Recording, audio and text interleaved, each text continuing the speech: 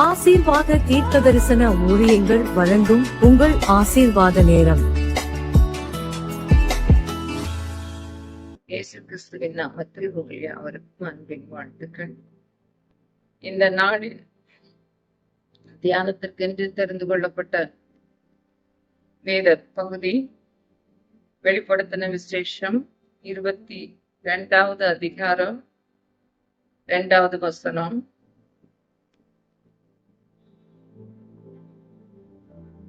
இந்த அதிகாரமானது the river of life குறித்து, ஜீவனுள்ள ஒரு நதி, ஜீவ தண்ணீர் நிறைந்த ஒரு சுத்தமான நதி, ஆட்டுக்குட்டியானவர் இருக்கிற வீற்றிருக்கிற புதிய எருசலேம, புதிய வானம், புதிய பூமி என்று சொல்லி 21வது அதிகாரம் கூறுகிறது.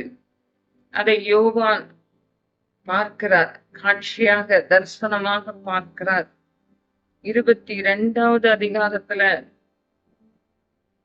தேவன் அவரை நோக்கி உண்மையின் சத்தியமான வார்த்தைகளை நீ எழுது என்று சொன்னது போல 22வது அதிகாரமும் அவரே எழுதி தந்து, ஜீவ தண்ணீர் உள்ள சுத்தமான நதி தேவன், அந்த ஆட்டுக்குட்டியானவர் அவரிடத்திலிருந்து, சிங்காசனத்துல வீற்றிருக்கிறவரிடத்திலிருந்து அது புறப்பட்டு வருகிறத எனக்கு ஒரு தூதன் காண்பித்தான் என்று சொல்லுகிறார். அந்த புதிய எருசலேமாகிய அந்த நகரம் பரலோகத்தை விட்டு இறங்கி வர கண்டார். அந்த நகரத்து வீதியின் மத்தியிலும் நதியின் இரு கரையிலும் 12 விதமான கனிகளின் தரும் ஜீவ விருட்சம் இருந்தது. அது மாதந்தோறும் தன் கனியை கொடுக்கும். அந்த விருட்சத்தின் இலைகள் ஜனங்கள் ஆரோக்கியம் அடைவதற்கு ஏதுவானவைகள். இனி ஒரு சாபமும் இராது. தேவனும் ஆட்டுக்குட்டியானவரும் இருக்கிற சிங்காசனம் அதில் இருக்கும். அவருடைய ஊழியக்காரர் அவரை சேவித்து அவருடைய சமூகத்தை தரிசிப்பார்கள். அவருடைய நாமம் அவருடைய நெற்றிகளிலே இருக்கும். அங்கே ராக்காலம் இராது. விளக்கும் சூரியனுடைய வெளிச்சமும் அவர்களுக்கு வேண்டுவது இல்லை. தேவனாகிய கர்த்தரே அவர்கள் மேல் பிரகாசிப்பார். அவர்கள் சதா காலங்களிலும் அரசாளுவார்கள் என்று இந்த இடத்துல ஆண்டவர் ஆளுகையை குறித்து, அவருடைய பிள்ளைகள் அவரோடு கூட ஆளுவார்கள் என்றும், அடுத்த பகுதிகள்ல பார்க்கும் பொழுது 22வது அதிகாரத்துல கடைசி பகுதியில பார்க்கும் பொழுது தாம் வருகிறதை குறித்தும் அவர் இது உண்மை சத்தியம் என்று சொல்லி இந்த வசனங்களை சீக்கிரமாய் சம்பவிக்க வேண்டியவைகள் என்று சொல்லி யோவானுக்கு காண்பிக்கிறார். தம்முடைய தூதனை அனுப்பினார் என்று சொல்லி பார்க்கிறோம். இதோ நான் சீக்கிரமாய் வருகிறேன் என்று சொல்லி இந்த தீர்க்க தரிசன வசனங்கள் யாவையும் கை கொள்ளுகிறவர்கள் பாக்கியவான்கள் என்றும் அவர் சொன்னார்.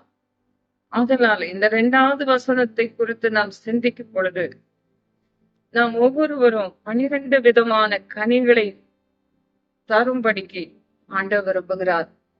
ஏனென்றால் ஆண்டவர் நம்மை பரிபூரணத்துக்கு நேராய் நடத்தி கொண்டிருக்கிறார். அவருக்குள்ளே சகலமும் பரிபூரணமாக வாசமாய் இருக்கிறது. தேவத்துவங்கள் எல்லாம் அவர் நிறைந்தவராய் இருக்கிறார். அந்த சீஷர்களை தெரிந்து கொள்ளும் பொழுது கூட 12 சீஷர்களை முதலாவது தெரிந்தெடுத்தார்.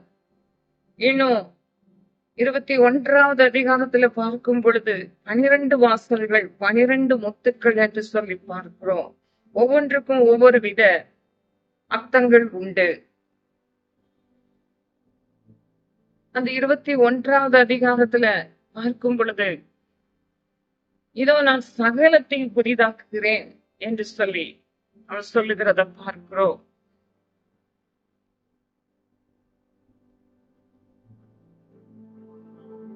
ஐந்தாவது வசனம், சிங்காசனத்தின் மேல் வீற்றிருந்தவர் இதோ சகலத்தையும் புதிதாக்குகிறேன் என்றார்.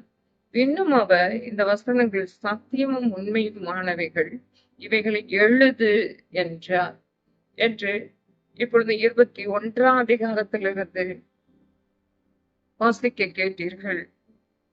மேலும் அந்த புதிய எருசலேம் என்று பார்க்கும் பொழுது அங்கே பெரிதான உயரமான மதில் இருந்தது. அதுல 12 வாசல்கள் இருந்தது. அந்த வாசல்கள் அருகே 12 முத்துக்கள் என்று சொல்லும் பொழுது 12 தூதர்கள், வாசல் அருகே 12 தூதர்கள் நின்றார்கள், இருந்தார்கள். அந்த வாசல்கள் மேல 12 கோத்திரத்தினுடைய நாமங்கள் எழுதப்பட்டிருந்தது. அந்த நகரத்தின் மதிலுக்கு 12 அஸ்திபார கற்கள் இருந்தது. அவைகள் மேல் ஆட்டுக்குட்டியானவருடைய 12 அப்போஸ்தலருடைய 12 நாமங்களும் பதிந்திருந்தன என்று சொல்லி பார்க்கிறோம். இந்த இடத்துல நம்ம வாசித்தத பார்க்கும் பொழுது 12 12 என்று சொல்லி பார்க்கும் பொழுது தூதர்களை எடுத்துக்கொள்ளும் பொழுதும் 12 பேர். இன்னும் யோவானுக்கு 22வது அதிகாரத்திலும் கூட ஒரு தூதன் வந்துதான் ஒரு ஜீவ விருட்சத்தை காண்பித்து மாதந்தோறும் புது கனிகளை கொடுக்க வேண்டும் என்று சொல்லுகிறத பார்க்கிறோம். இன்னும் 12 முத்துக்கள் என்று சொல்லி பார்க்கிறோம். ஒவ்வொரு வாசல் அருகேயும் 12 தூதர்கள் நின்றார்கள். அந்த வாசல்கள் மேல 12 கோத்திரத்தாருடைய நாமங்கள் எழுதப்பட்டிருந்தது. இன்னும் 12 அஸ்திவார கற்கள். ஒவ்வொரு கற்களுக்கும் மிகவும் வெளியேறப்பட்ட விசேஷித்த அர்த்தங்கள் உண்டு. ஒன்று அர்த்தம் இல்லாதவைகள் அல்ல, ஒவ்வொன்றும் அர்த்த புஷ்டி நிறைந்தவைகள். அந்த மதிலெல்லாம் வச்சிரக்கல்லால் கட்டப்பட்டிருந்தது. அந்த நகரமே முழுவதும் தெளிந்த ஒரு பளிங்கு கோப்பான சுத்த பொன்னாய் இருந்தது. அந்த மதிலுடைய அஸ்திபாரம் பவுண்டேஷன் எல்லாம் பார்க்கும் பொழுது சகலவித ரத்தினங்களால் அலங்கரிக்கப்பட்டிருந்தது. முதலாம் அஸ்திபாரம் அச்சிரக்கல், 2வது இந்திரநீலம், 3வது சந்திர காந்தம், 4வது மரகதம், 5வது கோமேதகம், 7வது பதுமராகம் சொர்ண ரத்னம், 8வது படிக பச்சை, 9வது புஷ்பராகம், 10வது வைடூரியம், 11வது சுனீரம், 12வது சுகந்தி.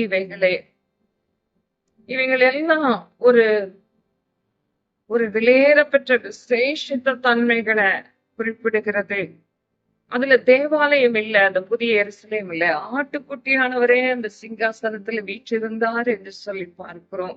சர்வ வல்லமையுள்ள தேவன், ஆட்டுக்குட்டியானவரே அதற்கு ஆலயம் என்று சொல்லி பார்க்கிறோம். நகரத்துக்கு வெளிச்சம் கொடுப்பதற்கு சூரியனும் வெளிச்சமும், சூரியனுடைய வெளிச்சமும் சந்திரனுடைய வெளிச்சமும் அதற்கு இனி வேண்டுவது இல்லை. தேவனுடைய மகிமையே அந்த நகரத்தை, புதிய எருசலேமை பிரகாசிப்பித்தது. ஆட்டுக்குட்டியானவரே அதற்கு விளக்காய் இருந்தார். அதுல ரட்சிக்கப்படுகிற ஜனங்கள் அந்த வெளிச்சத்துல அதுக்குள்ளாக வருவாங்க, நடப்பாங்க. பூமியின் ராஜாக்கள் தங்கள் மகிமையும் சகலத்தையும் கனத்தையும் அதற்குள்ள எல்லா மகிமையும் அவங்க அதற்குள்ள கொண்டு வருவார்கள் என்று நாம் இந்த 1வது அதிகாரத்துல நம்ம முழுவதும் வாசிக்கும் பொழுது அந்த காரியங்களை நாம் பார்க்க முடியும். அங்கே ராக்காலம் இருக்காது, அந்த வாசல்கள் அடைக்கப்படுவதே கிடையாது. உலகத்தாருடைய மகிமை கனம் அவங்களும் அதை கொண்டு வருவாங்க. ஆனா தீட்டுள்ளது, அருவருப்பானது, பொய் நடப்பிக்கிற ஒன்றும் அதில் பிரவேசிக்கிறது இல்லை என்று சொல்லி கடைசி வசனத்துல நம்ம வாசிக்கிறோம். தீட்டுள்ளதும் அருவருப்பையும் பொய்யையும் நடப்பிக்கிறதுமாகிய ஒன்றும் அதில் பிரவேசிப்பதில்லை. ஆட்டுக்குட்டியானவரை ஜீவ புஸ்தகத்தில் எழுதப்பட்டவர்கள் மாத்திரம் அதில் பிரவேசிப்பார்கள் என்று சொல்லி நாம் பார்க்கிறோம். இந்த 21வது அதிகாரத்துல நாம் வாசித்ததன் படியும் 22:2 படியும் இந்த மாதம் நாம் புது கனிகளை கொடுக்கிற மாதம். 12 விதமான கனிகளை கொடுக்கும் ஒரு ஜீவ விருட்சத்தை யோவான் கண்டார். அது மாதந்தோறும் புது கனியை கொடுக்கும், தன் கனியை கொடுக்கும். கனியற்ற ஒரு மரம், இலையுதிர்ந்த ஒரு மரம் அல்ல, கனி நிறைந்த ஒரு மரமாக கர்த்தர் நம்மை நாட்டி வைத்திருக்கிறார். நீங்கள் கனி கொடுப்பீர்கள், என்னில் நிலைத்திருந்தால் நீங்கள் கனி கொடுப்பீர்கள். நான் உங்களை தெரிந்து கொண்டேன், நீங்கள் என்னை தெரிந்து கொள்ளவில்லை, நீங்கள் கனி கொடுக்கும்படிக்கு உங்களை ஏற்படுத்தினேன் என்கிறார். ஆதலால் இந்த மாதத்தில் உங்கள் கனியை கொடுக்கும்படிக்கு என்ன கனி கொடுப்பது? ஆவிக்குரிய கனியாகிய அந்த அன்பு, சந்தோஷம், சமாதானம், இவைகள் உங்களுக்கு உண்டாயிருந்தாலும் அது பெருக வேண்டியது அவசியம். ஆண்டவர் உங்களை தெய்வீக அன்பினால் நிரப்ப வேண்டும் என்று விரும்புகிறார். அந்த ஆண்டவருடைய அந்த கனியில 2வது கனி அன்பு, முதல் கனி அன்பு, 2வது சந்தோஷம், 3வது சமாதானம், அடுத்து நீடிய பொறுமை, தயவு, நற்குணம், விசுவாசம், சாந்தம், ஈச்சை அடக்கம் என்ற அந்த ஒவ்வொரு கனியினாலும் கூட ஆண்டவர் நாம் நிரம்பி இருக்க வேண்டும் என்று சொல்லி விரும்புகிறார். மேலும் மிகுந்த கனிகளை கொடுக்கும்படிக்கு அவர் சுத்தம் பண்ணுகிறார் என்று சொல்லி வாசிக்கிறோம். அந்த வார்த்தையின்படி ஆண்டவர் இன்னும் மிகுந்த கனிகளை கொடுக்கும்படிக்கு ஆண்டவர் உங்களை சுத்தம் பண்ணபடிக்கு விரும்புகிறார், பரிசுத்தம் பண்ணும்படிக்கு விரும்புகிறார். ஒரு புதிய வாழ்வை கேட்பீர்களா? ஒரு புதிய மாறுதலை கேளுங்கள். ஒரு புது கனியை கொடுக்க வேண்டும். ஆண்டவரே, கனியற்ற வாழ்க்கை வேண்டாமப்பா என்று சொல்லுவீங்களா? ஆண்டவரே, நான் பிரயோஜனமுள்ள ஒரு வாழ்க்கை நீங்க தந்திருக்கும் பொழுது, ஒரு புது வாழ்வை எனக்கு தந்திருக்கும் பொழுது, ஒரு புது ஆண்டவரே சிருஷ்டி என்று எங்களை ஆண்டவரே உங்க ரத்தத்தினால் கழுவி இருக்கிறீங்க, நீங்க பரிசுத்தப்படுத்தி இருக்கிறீங்க, இன்னமும் பரிசுத்தப்படுத்துங்கப்பா என்று சொல்லி கேளுங்க. ஆண்டவர் உங்களை பரிசுத்தப்படுத்துவார், மென்மேலும் பரிசுத்தப்படுத்துவார். பரிசுத்தம் உள்ளவன் இன்னும் பரிசுத்தமாகட்டும், நீதி செய்கிறவன் இன்னும் நீதி செய்யுங்கள் என்கிறார். பரிசுத்தப்படுத்திக் கொள்ளும் பொழுது ஆண்டவர் உங்கள் நடுவிலே புதிய காரியத்தை துவங்குகிறார், புதிய அற்புதத்தை துவங்குகிறார், புதிய காரியம் செய்வார். நீங்க புது கனிகளை கொடுக்க ஆரம்பிப்பீங்க. உங்கள் வாழ்க்கையில கனியற்ற ஒரு மரமாய் அல்லது பிரயோஜனமற்ற ஒரு வாழ்க்கை நீங்க இனி வாழ மாட்டீர்கள். ஏனென்றால் ஆண்டவர் சொல்லுகிறார், நீங்கள் துன்மார்க்கருடைய ஆலோசனையில நடுவாமலும் பாவிகளுடைய வழியில நிற்காதீங்க, பரியாசக்காரர் உட்கார இடத்துல உட்காராதீங்க. என் வேதத்துல பிரியமாயிருங்க, என் வேத வார்த்தைகளை எழுத்துக்களை வாசியுங்கள், தியானியுங்கள். நீங்க தியானிக்கும் பொழுது நீங்க இலையுதிராதிருக்கிற மரமாயிருப்பீங்க, கனி கொடுப்பீங்க, தவறாமல் கனி கொடுப்பீங்க. எந்த காலத்திலும் கூட வருத்தமின்றி தப்பாமல் கனி கொடுப்பீங்க. உங்களுடைய இலை உதிர்வது இல்லை, கனிகள் கெடுவது இல்லை. நீங்க புது கனிகளை கொடுப்பீங்க என்று ஆண்டவர் திருவிழா பற்றுகிறார். புது கனிகளை கொடுக்கும்படிக்கு ஆண்டவர் உங்களை அழைக்கிறார். இந்த மாதம் உங்கள் வாழ்விலே ஒரு புதிய காரியம், ஒரு புதிய துவக்கம் வேண்டும் அல்லவா? அதை நீங்கள் கேட்கிறீர்கள் அல்லவா? ஒரு புதிய ஆரோக்கியம் அல்லது ஒரு புதிய ஒரு சுகம். நீங்க இயேசு கிறிஸ்துவ நம்புங்க, இயேசு கிறிஸ்துவ உங்கள் உள்ளத்துல மனமாற ஏற்றுக்கொள்ளுங்க. அவரை வரவேற்று நீங்க அவரை கூப்பிடும் பொழுது, அவரை நீங்க வெல்கம் பண்ணும் பொழுது, அவர் உங்கள் உள்ளத்திலே பிரவேசிப்பார். உங்கள் வாழ்க்கையில தீட்டுள்ளது, அருவருப்பானது பிரவேசிக்க நீங்க இடம் கொடுக்காதீங்க. துன்மார்க்கருடைய ஆலோசனையில நடக்காதீங்க. நல்ல ஒரு தீர்மானம் எடுத்துக்கொள்ளுங்க. ஒரு புதிய தீர்மானத்துக்குள்ள வாருங்கள், ஒரு புதிய ஒப்பு கொடுத்தலுக்குள்ள வாருங்க. ஆண்டவர் உங்களை அன்போடு கூட அழைக்கிறார். உங்களுடைய வாழ்வு ஒருவேளை சலித்து போன ஒரு வாழ்வாய் இருக்கலாம், நீங்க நெடுங்காலமாய் காத்திருக்கலாம்.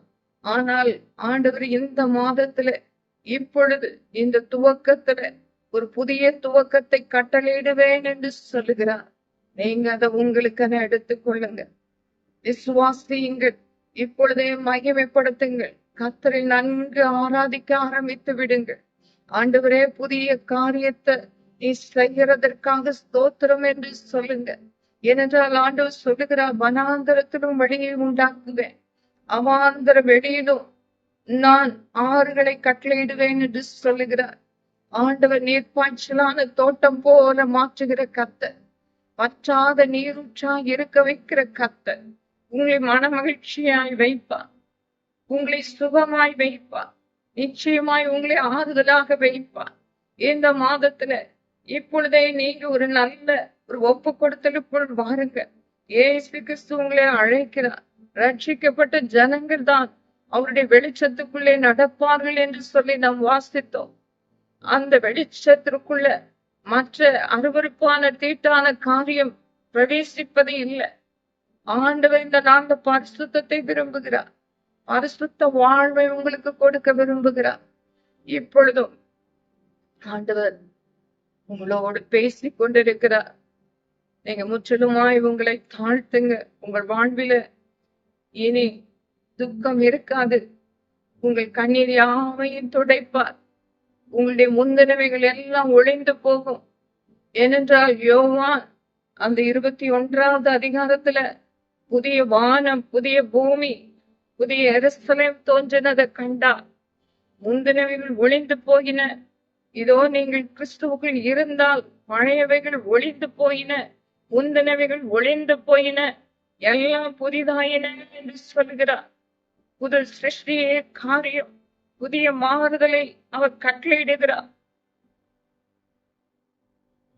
இப்பொழுதும் விசுவாசித்து ஒப்பு கொடுத்து இப்பொழுது நம்ம துதித்து ஆண்டவரை ஆராதித்து ஜெபித்து தேவனுடைய பிரசன்னத்துல காணப்படுகிற அந்த நேரத்துல நீங்க உங்களுடைய சுகத்தை பெற்றுக்கொள்ள போறீங்க. ஒரு புதிய சந்தோஷத்தை, ஒரு புதிய ஆறுதலை பெற்றுக்கொள்ள போறீங்க. ஆண்டவர் புதிய விதத்துல ஆண்டவர் உங்கள் வாழ்விலே இடைப்படுவார், இடைப்பட்டு கொண்டிருக்கிறார். புதிய காரியத்தை செய்து கொண்டிருக்கிறார். இப்பொழுதும் தலைகளை தாழ்த்தி கண்களை மூடி இப்பொழுதும் ஜெபம் பண்ண ஆரம்பியுங்கள். நான் ஜெபிக்கிற வேளையில, கர்த்தர் துதிக்கிற வேளையிலே, ஆராதிக்கிற வேளையிலே தம்முடைய பிரசன்னத்தை கட்டளையிட்டு உங்கள் வீட்டிலே உலாவுவார். உங்கள் பக்கத்திலே வந்து நிற்கிறார். இப்பொழுதே நீங்க ஒருமனப்பட்டு விசுவாசிக்கிற இந்த வேளையில, ஜெபம் பண்ண ஆரம்பிக்கிற இந்த வேளையில அவர் உங்கள் வீட்டிலே வந்திருக்கிறார். Thank you Jesus, thank you Jesus, thank you Jesus. அப்பா உமக்கு நன்றி, உமக்கு நன்றி ஆண்டவரே, உமக்கு நன்றி, உமக்கு நன்றி. புதிதான ஒரு இருதயத்தை கேளுங்க. ஒரு புதிதான ஜீவனை ஆண்டவர் தருவார். உங்கள் ஆத்துமாவை இப்பொழுதே உங்கள் சரீரத்தை உயிர்ப்பிப்பார். புதிதான ஜீவனுள்ளவர்களாய் நடந்து கொள்ள செய்வார். ஒரு புதிய அனுபவம் நீங்க பெற்றுக்கொள்வீங்க. ஒரு புதிய உணர்வை பெற்றுக்கொள்றீங்க. ஆண்டவர் உணர்வை கட்டளையிடுகிறார். ஆண்டவர் புதிய ஆலோசனைகளை கொடுப்பார். இப்பொழுது புதிய ஆறுதலை பெற்றுக்கொள்ளுங்க. சந்தோஷமாய் பாட ஆரம்பியுங்கள், துதிக்க ஆரம்பியுங்கள். அதற்கு ஆதாரமாக இப்பொழுதும் நாம் ஒரு பாடலை நம்ம பாடுவோமா? பாடி கர்த்தரை ஆராதிப்போமா? புதிய பாடல் பாடி பாடி இயேசு ராஜாவை கொண்டாடுவோம். புகழ்ந்து பாடல் பாடி பாடி இயேசு ராஜாவை கொண்டாடுவோம். கல்வியில ரத்தத்தாலே, சுகம் தந்த காயத்தாலே, தேற்றின வசனத்தாலே, திடம் தந்த ராவியாலே, புதிய பாடல் பாடி பாடி இயேசு ராஜாவை கொண்டாடுவோம். புகழ்ந்து பாடல் பாடி பாடி இயேசு ராஜாவை கொண்டாடுவோம். இயேசு ராஜா வந்திருக்கிறார், எல்லோரும் கொண்டாடுவோம். கைதட்டி நாம் பாடுவோம். இயேசு ராஜா வந்திருக்கிறார், எல்லோரும் கொண்டாடுவோம். கைதட்டி நாம் பாடுவோம். அப்பா உமக்கு நன்றி செலுத்துகிறோம். உடைய சன்னிதானத்துல ஆண்டவரே நாங்கள் வந்திருக்கிறோம். அப்பா உடைய சன்னிதானத்துல பரமன் குரலை நாங்க கேட்கிறோம் ஆண்டவரே. ஒவ்வொருவரையும் உடைய குரலை கேட்டாங்க. வார்த்தைகள் உங்களுடைய வாயிலிருந்து புறப்பட்ட வார்த்தைகள், அது ஜீவனுள்ள வார்த்தைகள், உண்மையான வார்த்தைகள். அவருடைய ஆவியில மனதுல அந்த வார்த்தைகள் எழுதப்பட்டது. அவருடைய பெயர்கள் ஜீவ புஸ்தகத்துல எழுதப்படுவதாக. யார் யார் ஏற்றுக்கொள்றாங்களோ, மனமாற விசுவாசிக்கிறாங்களோ, இயேசு கிறிஸ்து என் பாவத்துக்காக அவர் இந்த உலகத்துல வந்தார், விசுவாசக்கிரியை அழிக்க வந்தார், என்னை குணப்படுத்த வந்தார், என்னை ரட்சிக்க வந்தார், இழந்து போனதை கொடுக்க வந்தார், இப்பொழுது எனக்குள்ளே வந்திருக்கிறார் என்ற விசுவாசம் கொண்டு யாரெல்லாம் இயேசுவே என் உள்ளத்துல வாரும் என்று சொல்லி மனமான கூப்பிடுகிறார்களோ, அவர் உள்ளத்துல நீ பிரவேசித்து விட்டதற்காக ஸ்தோத்திரம். ஸ்தோத்திரம் தகப்பனே. ஒவ்வொருவரையும் மனதுருகி நீ அணைத்துக் கொள்ளுகிறதற்காக ஸ்தோத்திரம். ஆறுதல் படுத்துகிறதற்காக ஸ்தோத்திரம். ஸ்தோத்திரம் தகப்பனே. உமக்கு நன்றி. மனதுருகும் தெய்வமே இயேசையா, உமை மனதார துதிப்பேன், ஸ்தோத்தரிப்பேன். நீ நல்லவன், சர்வ வல்லவன், இரக்கத்திற்கு முடிவே இல்லை, அன்பிற்கு அழவே இல்லை. அவை காலை தோறும் புதிதாயிருக்கும். மனதுருகும் தெய்வமே இயேசையா, உமை மனதார துதிப்பேன், ஸ்தோத்தரிப்பேன். மெய்யாக எங்களது பாடுகளை ஏற்றுக்கொண்டு துக்கங்களை சுமந்து கொண்டே, ஐயா துக்கங்களை சுமந்து கொண்டே. நீ நல்லவர், சர்வ வல்லவர், இரக்கத்திற்கு முடிவே இல்லை, அன்பிற்கு அழவே இல்லை. அவை காலை தோறும் புதிதாயிருக்கும். மனதுருகும் தெய்வமே இயேசையா, உமை மனதார துதிப்பேன், ஸ்தோத்தரிப்பேன். அப்பா உமக்கு நன்றி, உமக்கு நன்றி, உமக்கு நன்றி, உமக்கு நன்றி ராஜா. இந்த ஆராதனை வேளையில, பாடுகிற வேளையில மனதுருகும் கர்த்தர் மனமாற துதிக்கிற இந்த வேளையில கரம் நீட்டி நீ அதிசயம் செய்கிறவர்.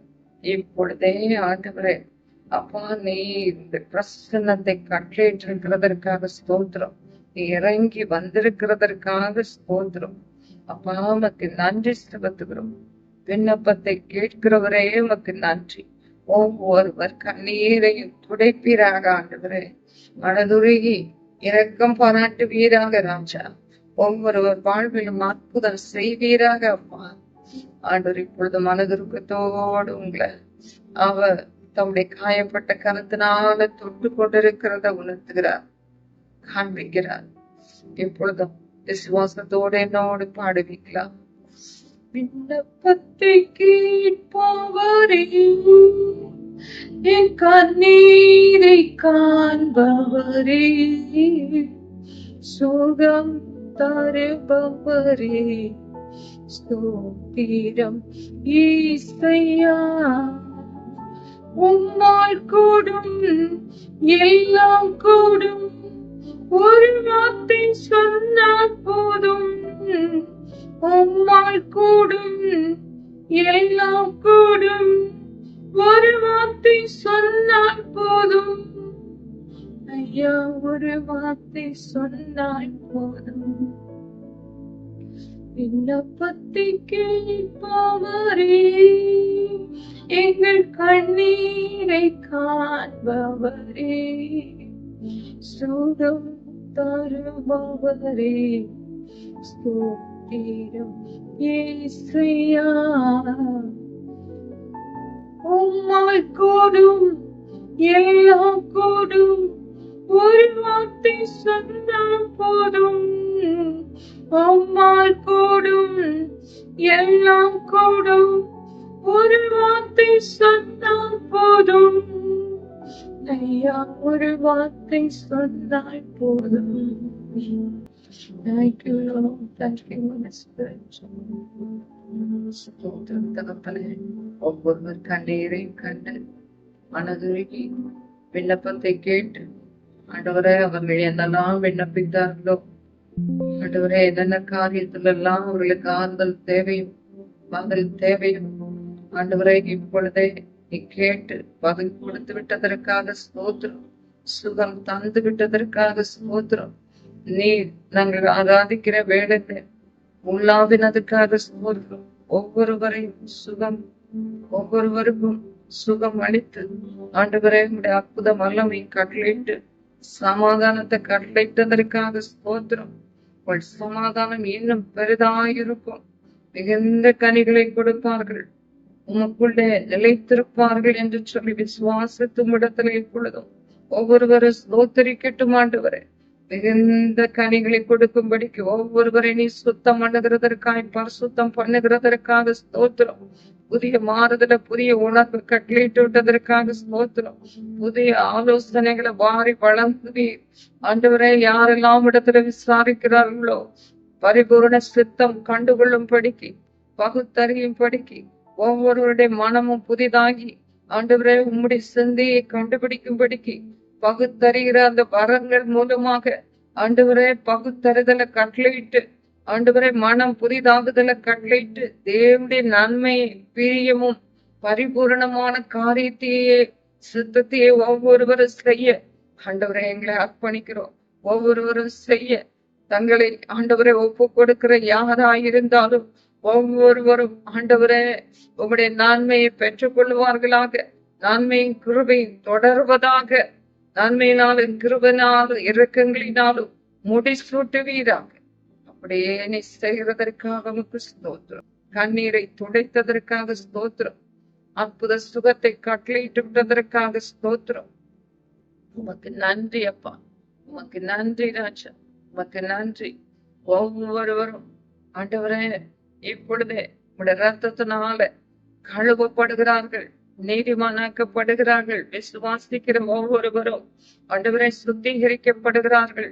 யாரெல்லாம் பாவங்களை மறைக்காமல் அறிக்கை செய்து மன்னிப்பை கேட்கிறார்களோ அவர்கள் இரக்கம் பெற்றுக் கொள்கிறார்கள். ஆண்டவரை விட்டுவிட தீர்மானித்த ஒவ்வொருவருக்கும் கிருபை செய்வீராக. ஆண்டவரே, பாவங்கள் ஆண்டவரே இந்த நாள்ல ஆண்டவரே அவர்களை மேற்கொள்ளாதபடிக்கு பாதுகாத்துக் கொள்வீராக. எல்லா தீமைகளுக்கும், எல்லா கண்ணிகளுக்கும், சுருக்குகளுக்கும், வஞ்சகங்களுக்கும் விலக்கி நீங்க காத்து கொள்ளுங்க. தொடர்ந்து ஆண்டவரே புதிய ஜீவனோடு நடந்து கொள்ளும்படிக்கு, புதிய ஆரோக்கியத்தோடு நடந்து கொள்ளும்படிக்கு நீ உதவி செய்வீராக. அப்படியே நீர் இப்பொழுதே புதிய ஆண்டவரே ஒரு அபிஷேகத்தை நீ கட்டளையிடுகிறதற்காக உமக்கு நன்றி அப்பா, உமக்கு நன்றி. நாமத்துக்கு மகிமை உண்டாவதாக. ஒவ்வொருவரும் ஆண்டவரே புதிய அனுபவத்தை, புதிய மாறுதலை, ஒரு புதுப்பித்தலை இப்பொழுதே ஆண்டவரே பெற்றுக்கொள்ளட்டும் தகப்பனே. அப்படியே புதுப்பித்தலை பெற்றுக்கொள்ள ஆண்டவரே மனம் புதிதாகுதல ஆண்டவரை இப்பொழுதே நீ தந்து விட்டதற்காக ஸ்தோத்திரம் தகப்பனே. அப்பா உமக்கு நன்றி செலுத்துகிறோம், மகிமைப்படுத்துகிறோம் ராஜா. சகல துதி கனமகிமையாவை உமக்கு செலுத்துகிறோம். இயேசு கிறிஸ்துவின் அன்பின் நாமத்தில் வேண்டிக் கொள்கிறோம் நல்ல பிதாவே, ஆமென்.